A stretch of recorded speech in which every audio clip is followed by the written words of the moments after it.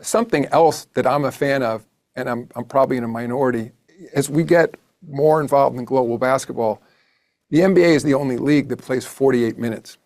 And I am a fan of 4 10-minute quarters.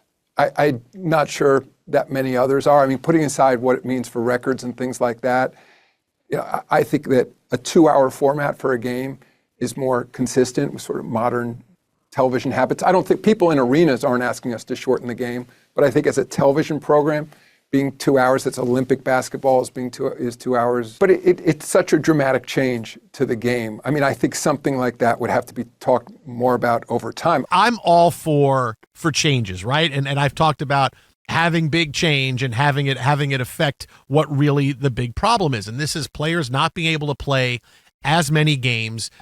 They're sitting out back-to-backs. Less games is really gutsy, but now you have teams that have to say we're okay with less revenue.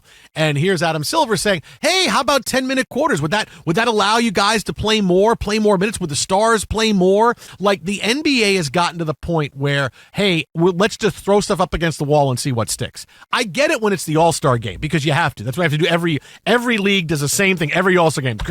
I'm exhausted. What do we do next year? Give me 5 minutes to rest, all right? Then we'll figure out next year. But like the NBA is at that point where it's, well, we got to throw things up and see what sticks, because all of the big things that would help with this are all too big ideas that are not going to be able to put through. Like, yeah, are the owners going to agree to 10 less games a year so there's no back-to-backs? No, forget it. Not going to happen, right? Not going to go that way. Are players going to agree to play all the time and teams are going to hold them responsible to play? Hey, you're healthy, you can play. Or are they going to say, you're dinged up, we're holding you out, we got 3 games in 4 nights or 3 games in 5 nights, we're going to hold you out tonight? This is not going to happen, right? I mean, the NBA already is a pretty good television product. The average NBA game is 2 hours and 15 minutes. It's right. Pretty good length. It's not like, doesn't need to be cut for any reason. There's like, if you want to start the games earlier and say, hey, we're going to start, 6:50 or 6:45. Okay, that I could be down with. All right, you want to start the games earlier. But when I hear Adam Silver say like, hey, how about less time in the quarters? I'm just saying,